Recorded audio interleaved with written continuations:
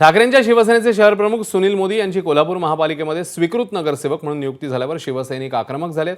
सुनील मोदी यांनी शिवसैनिकांचा घात केलाय अशा पद्धतीचा आरोप करण्यात आलाय। आज सकाळपर्यंत विशाल देवकोळे यांना स्वीकृत नगरसेवक करण्याबाबत ठरलं होतं, मात्र ऐनवेळी सुनील मोदी यांचं नाव जाहीर झालं, त्यामुळे नाराज झालेले शिवसैनिक शिवसेनेच्या शहर कार्यालयासमोर या गोष्टीचा निषेध करतायत।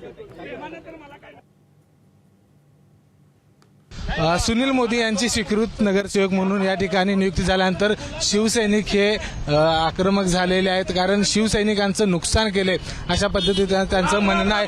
काय झालं, काय आक्षेप आहे तुमचा, सांगा। या महानगरपालिकेच्या निवडणुकीच्या वेळी आमच्या शहर प्रमुख सुनील मोदींनी आम्हाला सांगितलं, यंदा ह्या पॅनलला निवडून आणण्याकरता तुला थांबावं लागेल।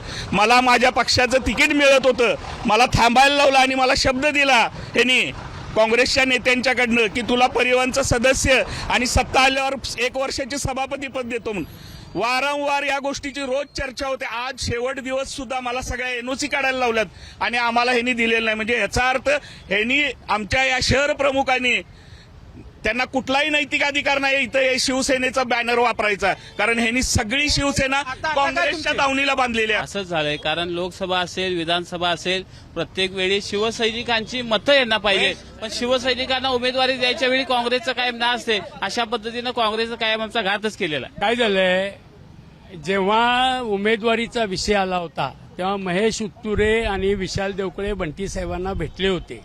त्या दोघांच्या चर्चेत त्याला परिवहन सदस्य घालूया असा निरोप दिलेला होता, तो झाला नाहीये, त्यामुळे त्यांचा राग आहे। आम्ही बंटी साहेबांना योग्य ती माहिती घेऊन विचारू आणि त्याच्यावर काय असेल ते त्याचं समाधान करू। कॅमेरामन निलेश शेवाळेसह विजय केसरकर, एबीपी माझा, कोल्हापूर। एबीपी माझा, उघडा डोळे बघा नीट।